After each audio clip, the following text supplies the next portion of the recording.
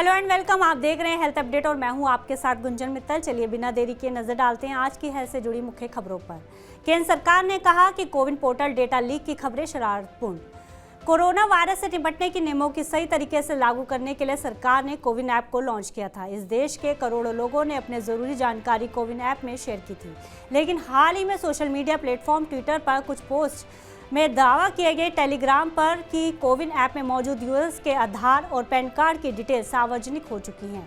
इसके स्क्रीनशॉट दूसरे social media पर भी वायरल हो रहे हैं। आरोप है कि कुछ तकनीकी खराबी के बाद कोविन ऐप पर मौजूद यूजर्स की निजी जानकारी ऑनलाइन लीक हो गई, जिसके बाद केंद्र सरकार ने सोमवार को कहा कि स्वास्थ्य मंत्रालय का कोविन पोर्टल डेटा गोपनीयता के पर्याप्त सुरक्षा उपायों के साथ पूरी तरह से सुरक्षित है। सरकार ने कोविड वैक्सीन लेने वाले लाभार्थियों के डेटा लीक की मीडिया रिपोर्टों को खारिज करते हुए उन्हें निराधार और शरारतपूर्ण बताया है। बयान में कहा गया है कि इन रिपोर्ट्स में केंद्रीय स्वास्थ्य मंत्रालय के कोविन पोर्टल से डेटा के उल्लंघन का आरोप लगाया गया है, जो पूरी तरह गलत है।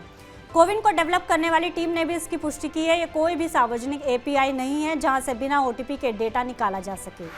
असम में एलोपैथिक डॉक्टर्स की योग्यता की जांच होगी। असम के हेल्थ डिपार्टमेंट ने डिस्ट्रिक्ट हेल्थ अथॉरिटी से कहा है कि वे स्टेट के डॉक्टरों की योग्यता की जांच करें और 15 जून तक कार्रवाई रिपोर्ट जमा करने के लिए राज्य भर के डॉक्टर्स चैम्बर्स का दौरा करें।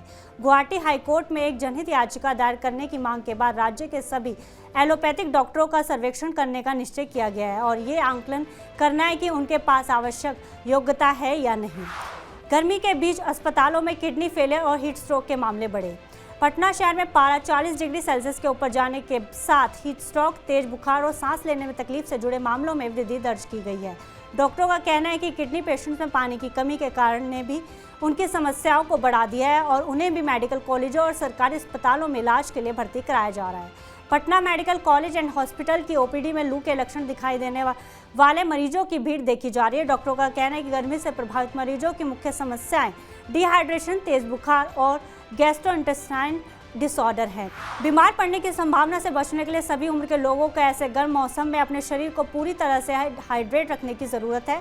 वहीं मौसम विभाग के ताज़ा अपडेट के मुताबिक आने वाले 3 से 5 दिन तक देश के 9 राज्य ऐसे हैं जहां तेज गर्मी पड़ने वाली है। इनमें आंध्र प्रदेश, बिहार, झारखंड, ओडिशा, छत्तीसगढ़, पश्चिम बंगाल, मध्य प्रदेश, विदर्भ और उत्तर प्रदेश शामिल हैं। वहीं पंजाब, हरियाणा और दिल्ली में हीट वेव की कोई संभावना नहीं है। बारिश से पहले मुंबई में डेंगू के 380 से ज्यादा मामले पाए गए। बांद्रा वेस्ट, बांद्रा ईस्ट, बायकुला, दादर और परेल में नगर निकाय ने हाल ही में डेंगू के बढ़ते मामलों से निपटने के लिए कार्य योजना बनाई है। बारिश शुरू होने से पहले ही मुंबई में डेंगू के लगभग 386 मामलों की पुष्टि हो चुकी है, जो साल में राज्य में पंजीकृत कुल मामलों का 31% है। पिछले साल रिपोर्ट किए गए 1123 मामलों के विश्लेषण से पता चला कि उनमें से लगभग 1/3 एच वेस्ट वार्ड और एच ईस्ट वार्ड से उत्पन्न हुए थे। नागरिक अधिकारियों के अनुसार इसके कई कारण हैं, जिसमें बड़े पैमाने पर निर्माण गतिविधियां और समृद्ध क्षेत्रों में मच्छरों के इंडोर प्रजनन और झुग्गी झोपड़ियों में जल भंडारण की आदतें शामिल हैं। हिमाचल में 2 रोबोटिक कैथ लैब्स को मिली मंजूरी। हिमाचल प्रदेश सरकार ने कांगड़ा जिले के doctor Rajendra Prasad government medical college Tanda में 2 रोबोटिक कैथ लैब स्थापित करने की मंजूरी दे दी है। मुख्यमंत्री सुखविंदर सिंह सुक्खू ने कहा है कि ये राज्य में उन्नत स्वास्थ्य सेवा की दिशा में पहला कदम है। उन्होंने कहा कि कॉलेज प्रशासन को इस संबंध में एक व्यापक प्रस्ताव प्रस्तुत करने के लिए कहा गया है। उन्होंने आगे कहा कि सरकार राज्य में कुशल स्वास्थ्य प्रणाली विकसित करने के लिए प्रतिबद्ध है और इंदिरा गांधी मेडिकल कॉलेज में रोबोटिक सर्जरी की सुविधा और शिमला में अस्पताल के साथ साथ सुपर स्पेशलिटी अस्पताल शुरू करने के प्रयास चल रहे हैं। इस उद्देश्य के लिए 30 करोड़ रुपए आवंटित किए गए और राज्य सरकार भविष्य में इसके लिए पर्याप्त धनराशि प्रदान करेगी। एलर्जी, आर्थराइटिस और टीबी की दवाइयां हुई सस्ती। नेशनल फार्मास्यूटिकल प्राइसिंग अथॉरिटी ने 18 ड्रग फॉर्मुलेशन और 23 नई दवाइयों के दाम कम करने का फैसला लिया है, जिससे मरीजों को ये महंगी दवाइयां अब सस्ते और कम दामों में मिलेंगी। दाम कम की गई दवाइयों का नया स्टॉक नई एमआरपी के साथ 45 दिन के अंदर सभी रिटेल फार्मेसी में पहुंच जाएगा। जिन 18 ड्रग्स फॉर्मुलेशन के दाम घटाने पर विचार है, उनमें अलग अलग ब्रांड्स की 300 दवाइयां शामिल हैं। इसके अलावा 23 अन्य दवाइयों के दाम भी घटाए गए हैं। जिन दवाइयों के दाम घटे वो ज़्यादातर rheumatoid arthritis, respiratory illness, allergies और ट्यूबरक्लोसिस के लिए ली जाती हैं।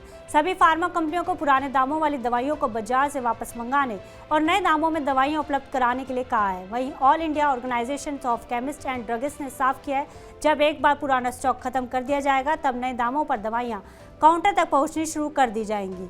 जरूरी दवाइयों के दाम कम होने से लाखों मरीजों को इसका लाभ मिलेगा। शराब पीने से बढ़ता है 61 से ज़्यादा बीमारियों का खतरा। आज मॉडर्न होते लाइफस्टाइल के चलते शराब पीने का चलन काफ़ी ज़्यादा बढ़ गया है। ये तो सब जानते हैं कि शराब पीने से हमारे लीवर को नुकसान पहुंचता है, लेकिन हाल ही में एक स्टडी ने सामने आया है कि शराब पीने से इंसान को 61 से ज़्यादा गंभीर बीमारियों के होने का खतरा बढ़ता है। इन बीमारियों में गाउट, कैटरेक्ट, गैस्ट्रिक अल्सर और यहाँ तक कि कुछ फ्रैक्चर्स भी शामिल हैं। नेचर मेडिसिन में छपी इस रिपोर्ट के मुताबिक हर साल शराब पीने से 3 मिलियन लोग अपनी जान गंवा देते हैं। अल्कोहल रिलेटेड डेथ के मामले चाइना जैसे लो और मिडिल इनकम वाले देशों में सबसे ज़्यादा तेजी से बढ़े हैं। यह study Oxford population health and packing university के रिसर्चर्स ने चाइना कदूरी बायो बैंक के डेटा को यूज करके की है, जिसमें 5,12,000 युवाओं के लाइफस्टाइल और बिहेवियर पर रिसर्च की गई है, जिन्हें चाइना के 10 अलग अलग अर्बन और रूरल क्षेत्रों से साल 2004 और 2008 के बीच चुना गया था। आज हेल्थ अपडेट में बस इतना ही। आप देश दुनिया की तमाम खबरों के लिए देखते रहिए TV9 भारतवर्ष।